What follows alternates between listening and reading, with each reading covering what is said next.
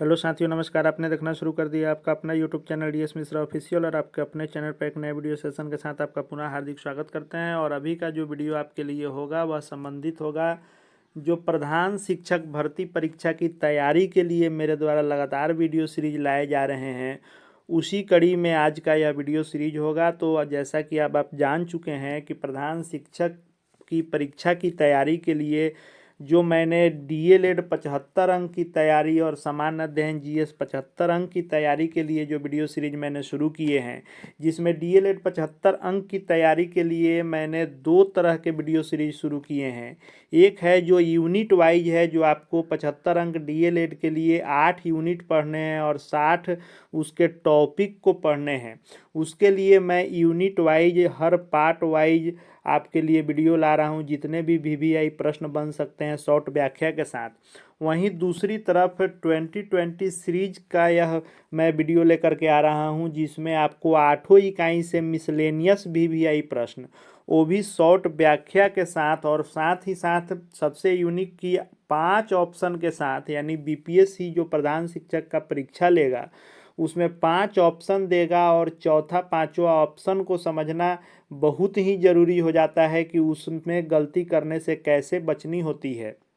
इसलिए मैं यह वीडियो सीरीज 5 ऑप्शन के साथ लेकर के आ रहा हूँ, और अनोखे संग्रह के साथ कि आपके 8 इकाई के 60 टॉपिक भी आपके लिए महत्वपूर्ण है, और वह कैसे कवर होंगे, उसकी तैयारी कैसे होगी, उस उद्देश्य से 2020 सीरीज मैं लेकर के आ रहा हूँ, जिस कड़ी में आज छठा सीरीज होगा। इसके पूर्व में भी 5 इस 2020 के सीरीज आ चुके हैं, और साथ ही साथ 7-8 सीरीज जो है यूनिट वाइज प्रैक्टिस सेट आ चुके हैं। उन सभी वीडियो सीरीज को आपने यदि अब तक नहीं देखा है तो निश्चित रूप से प्लेलिस्ट में जाएं और प्रधान शिक्षक सेक्शन में जा कर के देखें। बहुत ही बेनिफिशियल साबित होंगे आपके लिए उन वीडियो को देखना, क्योंकि शॉर्ट व्याख्या के साथ एक प्रश्नों के साथ कई वीवीआई प्रश्न आपको याद हो जाएंगे, और जो भी प्रश्न आप पढ़ेंगे उनका कॉन्सेप्ट क्लियर आपके लिए होता जाएगा। तो आज के वीडियो में बिना देरी किए हम लोग शुरू करेंगे। आज जो होगा वह 2020 सीरीज होगा, और यह छठा सीरीज होगा। और यदि चैनल को अब तक आप सब्सक्राइब नहीं किए तो चैनल को निश्चित रूप से सब्सक्राइब करके बेल आइकन को प्रेस कर लें, ताकि आगे जो भी वीडियो सीरीज आएंगे उसकी सूचना आप तक पहुंच जाएगी। तो आज का वीडियो हम लोग शुरू करते हैं। आज के इस 2020 सीरीज के छठे सीरीज का पहला प्रश्न हमने लिया है कि समाजीकरण में वंचित वर्ग के प्रकार हैं। जैसा कि आपको डीएलएड के इकाइयों में पढ़ना है कि उपेक्षित वर्ग से आने वाले बच्चों पर विशेष जो है जो इसमें विस्तृत चर्चा का टॉपिक है, उस टॉपिक से मैंने यह प्रश्न लिया है कि समाजीकरण में वंचित वर्ग जो होते हैं, यानी उपेक्षित या कमजोर वर्ग, इसका आशय कि अनुसूचित जाति, जनजाति या आर्थिक रूप से कमजोर, पिछड़े या महिलाएं या अन्य पिछड़ा वर्ग, विकलांग या झुग्गी झोपड़ी में रहने वाले वैसे बच्चे जो उपेक्षित के श्रेणी में आते हैं, उनके कौन कौन से प्रकार हैं।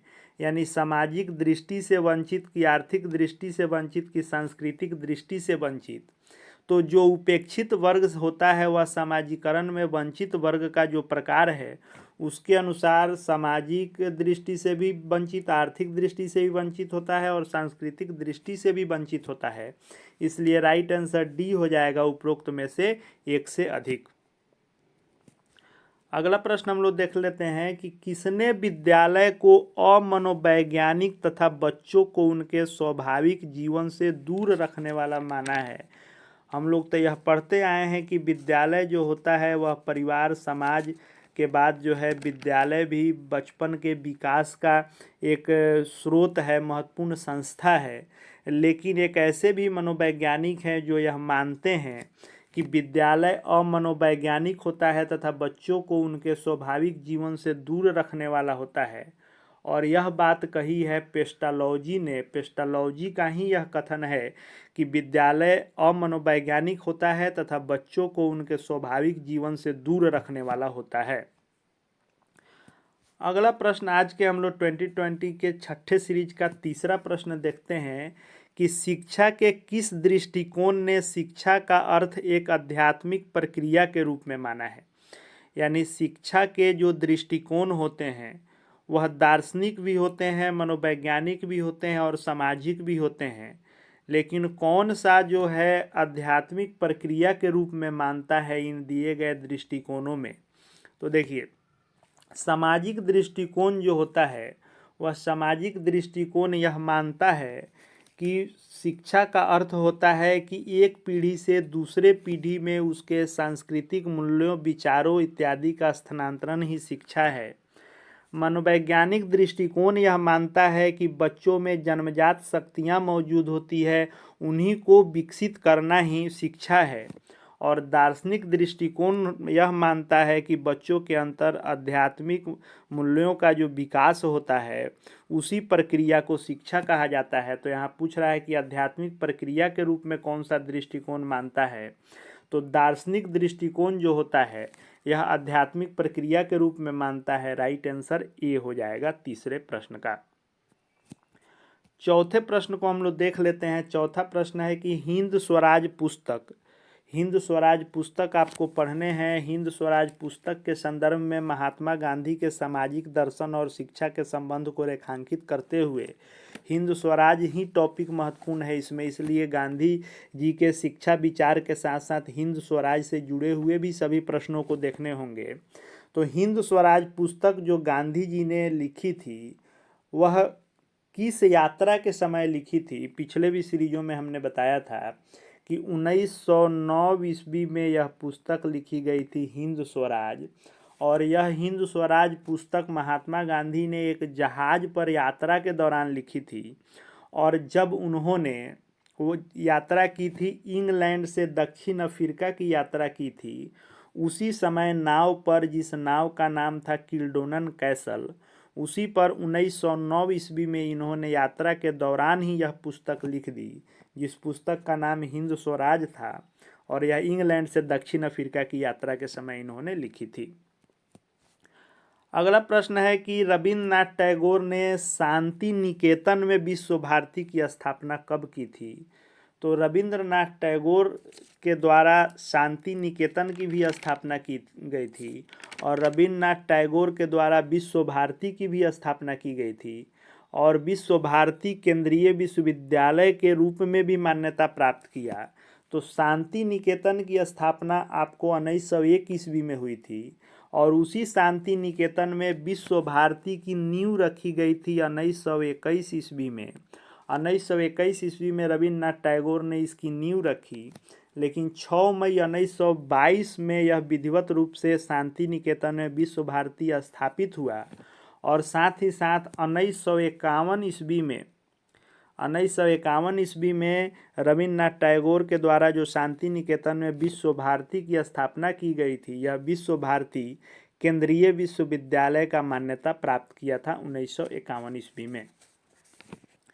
अगले प्रश्न को हम लोग देख लेते हैं। अगला प्रश्न है ज्योतिबा फूले से संबंधित है और ज्योतिबा फूले को भी पढ़ना है, उनके शिक्षा दर्शन को, और उन्होंने जो हंटर आयोग को अपनी रिपोर्ट दी थी उसको पढ़ना है। तो ज्योतिबा फूले ने एक सत्यशोधक समाज की स्थापना की थी और यह कब की थी इसको बताना है। तो ज्योतिबा फूले ने उपेक्षित वर्ग, निर्बल वर्ग, दलितों के उत्थान के लिए सत्यशोधक समाज की स्थापना की थी और यह सितंबर 1873 ईस्वी में इन्होंने इसकी स्थापना की थी, जो निर्बल और दलितों के न्याय के लिए, विकास के लिए कार्य करती थी। अगला और 7वां प्रश्न हम लोग देखते हैं कि द चाइल्ड एंड करिकुलम किसकी प्रसिद्ध रचना है? तो द चाइल्ड एंड करिकुलम पुस्तक जो है शिक्षा मनोविज्ञान से संबंधित पुस्तक है और यह जो है करिकुलम टॉपिक में आपको पढ़ने हैं कि चाइल्ड एंड करिकुलम किस प्रकार का हो करिकुलम, इसको लेकर के यह पुस्तक लिखी गई थी। और यह प्रसिद्ध रचना जॉन डीवी महोदय की है। जॉन डीवी ने ही द चाइल्ड एंड करिकुलम की रचना की थी और यह 1902 ईस्वी में इन्होंने लिखा था द चाइल्ड एंड करिकुलम को।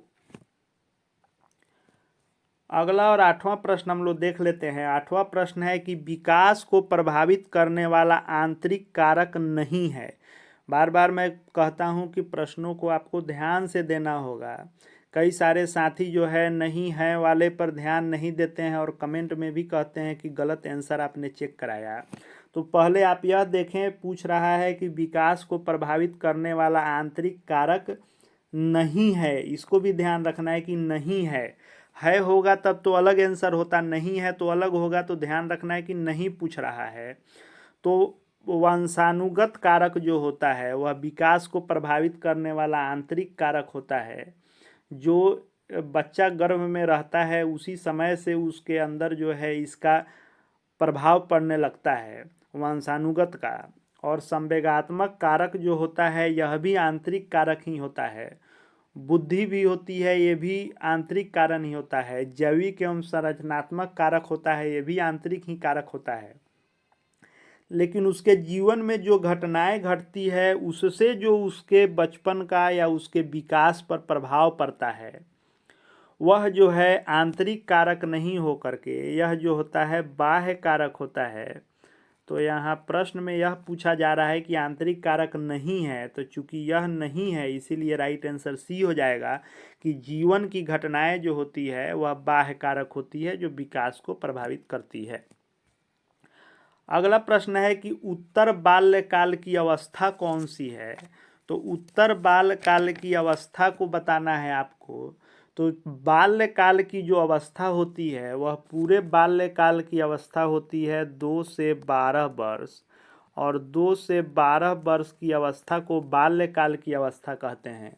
लेकिन इसको भी 2 भागों में बांटा जाता है अध्ययन के भी दृष्टि से। एक होता है पूर्व बाल्यकाल और दूसरा होता है उत्तर बाल्यकाल। तो 2 से 6 वर्ष जो होता है यह पूर्व बाल्यकाल होता है, और यहाँ पूछ रहा है उत्तर बाल्यकाल। तो 6 से 12 वर्ष जो होता है वह 6 से 12 वर्ष की अवस्था को उत्तर बाल्यकाल की अवस्था कहते हैं। तो राइट आंसर 6 से 12 वर्ष हो जाएगा उत्तर बाल्यकाल की अवस्था। 10वें प्रश्न को हम लोग देख लेते हैं कि जीन पियाजे के बारे में पढ़ना है आपको। तो जीन पियाजे के बारे में आप जान लें कि जीन पियाजे के अनुसार बालकों में भाषा और अभिव्यक्ति व्यक्त करने की कौन सी अवस्था होती है। तो जीन पियाजे ने 4 अवस्थाएं बताई है विकास की, और उसमें अलग अलग विकास जो बच्चों का होता है उनको उन चारों अवस्थाओं में बांट करके बताया गया है। जिसमें इंद्रिय जनित गामक अवस्था में बताया गया है कि बच्चे अपने इंद्रियों की सहायता से ही मानसिक क्रियाएं करते हैं। पूर्व संक्रियात्मक अवस्था में बताया गया है कि उनका जो है मनोगतिक विकास होता है, जिसमें भाषा और अभिव्यक्ति उनकी व्यक्त करने की जो शक्ति होती है उसका विकास हो जाता है। उसी तरह मूर्त संक्रियात्मक अवस्था में बताया गया है कि वो उनके अंदर विभेद करने, समानता असमानता इत्यादि करने की शक्ति आ जाती है। तो यहाँ भाषा और अभिव्यक्ति व्यक्त करने की अवस्था पूछी जा रही है। तो इसका राइट आंसर जो होगा वह पूर्व संक्रियात्मक अवस्था हो जाएगा, जो 2 से 7 वर्ष की अवस्था होती है, और इस अवस्था में भाषा को अभिव्यक्त करने की अवस्था मानी जाती है और इसका विकास बच्चों के अंदर में हो जाता है। अगले प्रश्न को हम लोग देखेंगे। देखिए, एक और जहां आपके लिए प्रधान शिक्षक की तैयारी के लिए यूनिट वाइज भी लाए जा रहे हैं सीरीज, जो प्रैक्टिस सेट के नाम से आ रहा है, उस प्रैक्टिस सेट को आप देखेंगे तो यूनिट वाइज क्रमवार चल रहा है। यूनिट 1 के जितने पार्ट बन सकते हैं प्रश्नोत्तर के वह आ रहे हैं, फिर 2 के 3 के पार्ट वाइज आ रहे हैं, यानी सीरियली आपकी तैयारी होते रहे। और दूसरी तरफ जो आप यह देख रहे हैं 2020 सीरीज, इस 8 इकाई में से मिसलेनियस कंबाइंड रूप से दिया जा रहा है, ताकि आपको पता चले कि आप 8 इकाई की तैयारी कहाँ तक किए हैं और कितनी तैयारी आपको हो जाएगी, क्योंकि परीक्षा में 8 यूनिट से ही प्रश्न आने हैं। तो दोनों सीरीज चल रहे हैं, और आगे जीएस समान अध्ययन के लिए भी एक और मिसलेनियस सभी विषयों से मिला करके आएंगे जो 75 अंक के आने हैं परीक्षा में, और दूसरी ओर उसके भी विषय वाइज आएंगे जो प्रैक्टिस सेट। तो सभी आपके परीक्षा के दृष्टिकोण से बेनिफिशियल साबित होंगे, इसलिए चैनल से निश्चित रूप से जुड़ ही जाएं और चैनल को सब्सक्राइब करके घंटी वाला बटन को प्रेस कर लेंगे।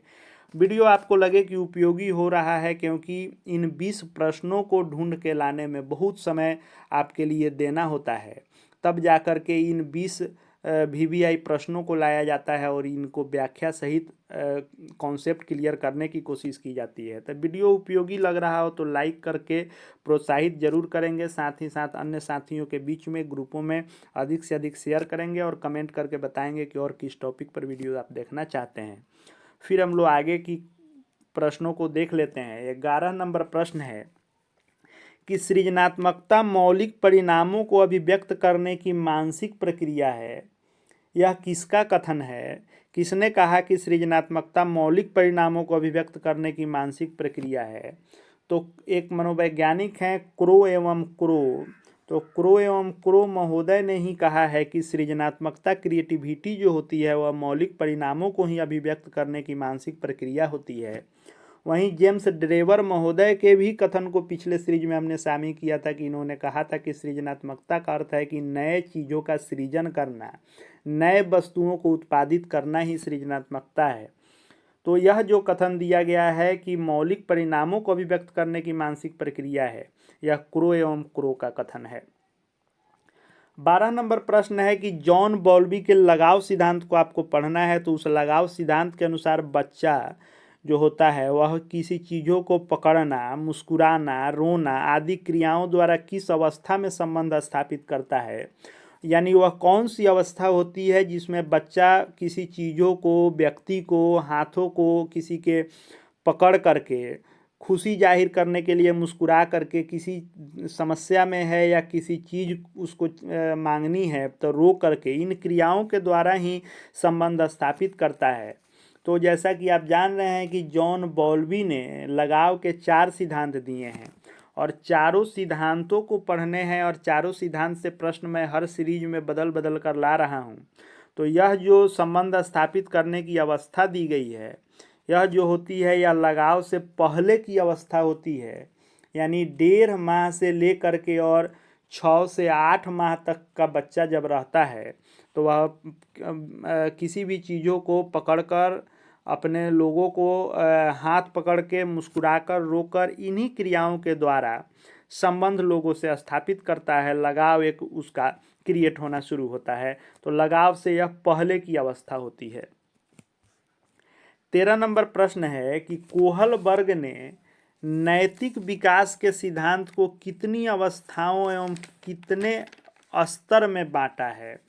तो कोहलबर्ग के नैतिक विकास के सिद्धांत जो हैं उस सिद्धांत को आपको पढ़ने हैं और सभी अवस्थाओं को पढ़ना है।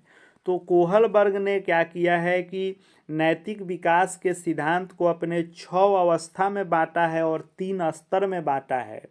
विभिन्न वीडियो सीरीज में मैं इन सभी को शामिल कर रहा हूं। जो भी प्रश्न बच रहे हैं वो आगे शामिल होते रहेंगे। कोशिश है कि कोई भी प्रश्न आपका छूटे नहीं जो परीक्षा के दृष्टिकोण से भी आई हैं।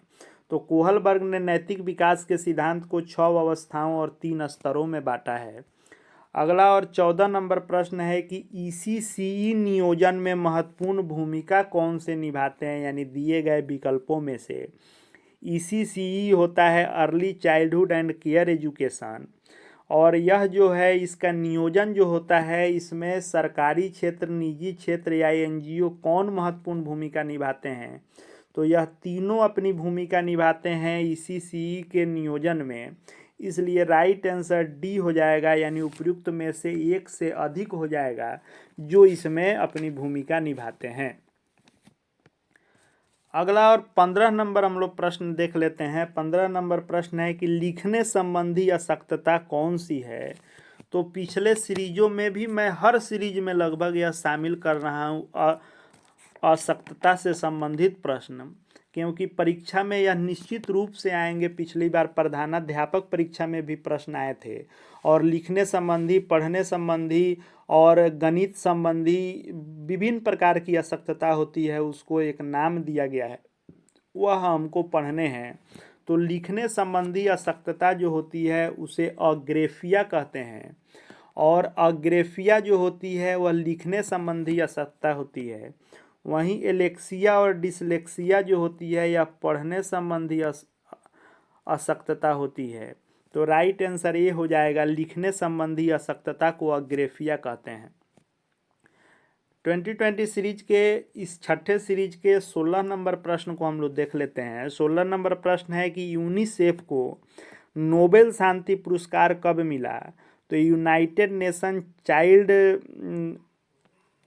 फंड जो होता है, संयुक्त राष्ट्र बाल कोष जिसे कहते हैं, इसकी स्थापना जो हुई थी वह 11 दिसंबर 1946 को हुई थी और 11 दिसंबर 1946 में यूनिसेफ की स्थापना की गई थी, जो विश्व भर के 120 से अधिक देशों में वैसे बच्चे जो युद्ध के दौरान अनाथ हो गए हैं या जिनको कोई देखने वाला नहीं है या जिनको किसी भी प्रकार की समस्या है, उसके लिए यह संस्था विश्व स्तर पर काम करती है और इसके इस अच्छे कामों के लिए इसे नोबेल शांति पुरस्कार भी मिला है और यह नोबेल शांति पुरस्कार 1965 ईस्वी में यूनिसेफ को मिला है।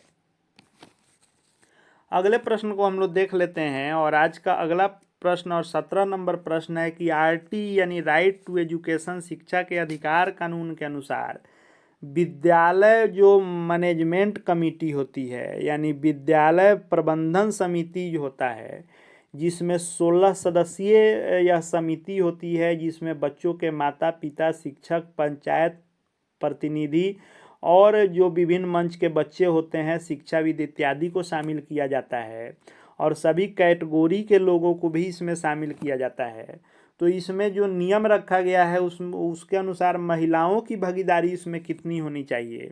तो जो 16 सदस्यीय कमेटी बनती है उसमें 50% भागीदारी जो होनी चाहिए, 50% महिलाओं की भागीदारी इसमें होनी चाहिए, ऐसा आरटीई कहता है। 17 नंबर प्रश्न हम लोग देख लेते हैं। 17 नंबर प्रश्न है कि रटाने की बजाय खेल, चित्र, वीडियो एवं अन्य गतिविधियों के द्वारा जो सिखाने का प्रयास किया जाता है वह किस कक्ष में किया जाता है और किस कक्ष का यह गुण है? यानी बाल केंद्रित कक्षा में ऐसा किया जाता है कि शिक्षक केंद्रित की पाठ्यक्रम केंद्रित।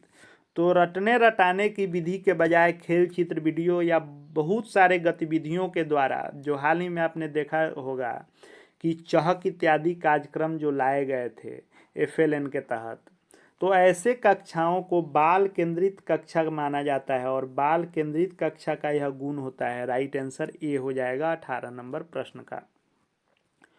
19 नंबर प्रश्न है कि निम्न में आकलन के चरण हैं।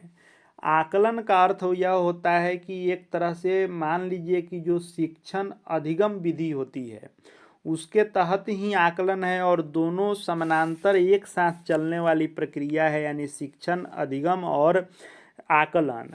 आकलन का आशय यह है कि बच्चा जो पढ़ने आ रहा है वह पूर्व से क्या जानता है उसका भी आकलन करना है, यानी पहले से क्या वह जानकारी लेकर के ज्ञान लेकर आपके पास आया है।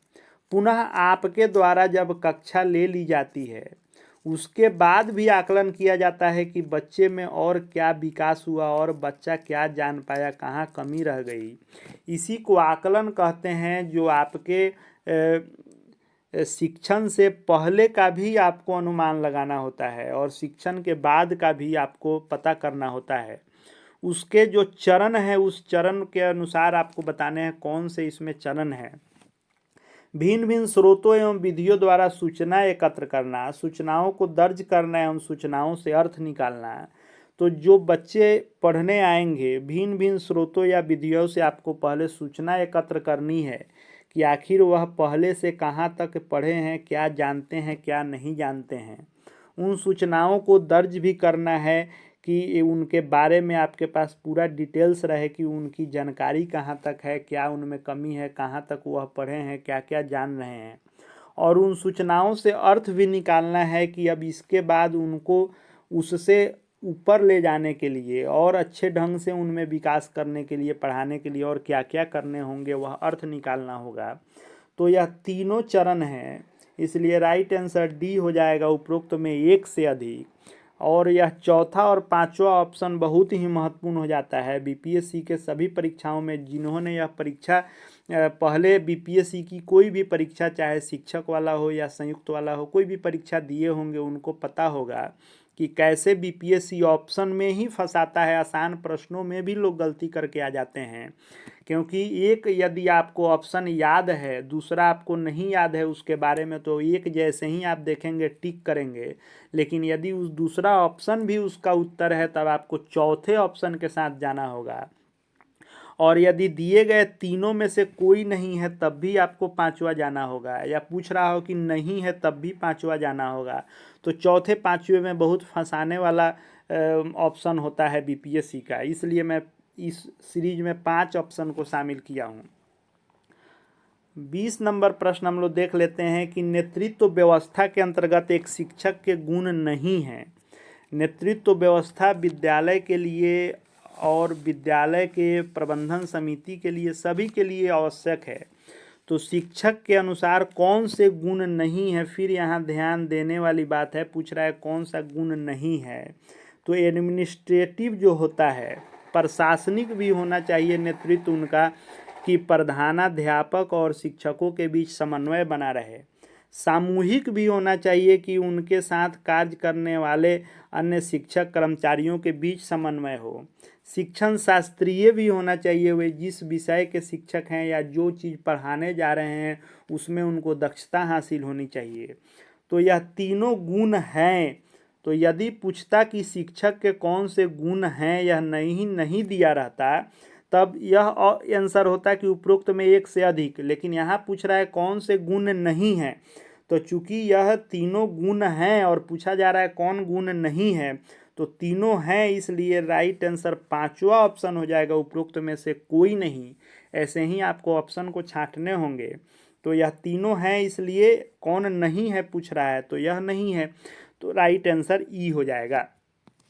यह वीडियो सीरीज जो है 2020 वीडियो सीरीज है, और आज हम लोगों ने छठे सीरीज को देखा, और छठे सीरीज के 20वें प्रश्न के साथ आज का वीडियो सीरीज हम लोग यहीं पर विराम देंगे।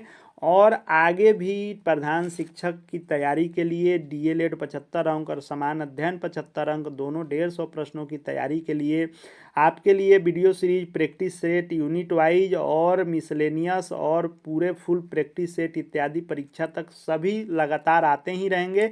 इसलिए चैनल से जुड़ जाएंगे, चैनल को सब्सक्राइब करके बेल आइकन को प्रेस करेंगे, साथ ही साथ अधिक से अधिक लाइक करेंगे, शेयर करेंगे, और हमारे Telegram channel DS Mishra official से जुड़ जाएंगे, ताकि सभी सूचनाएं आपको शिक्षा विभाग एवं शिक्षकों से संबंधित वहां मिलती रहे। इस वीडियो को देखने के लिए आपका बहुत बहुत धन्यवाद।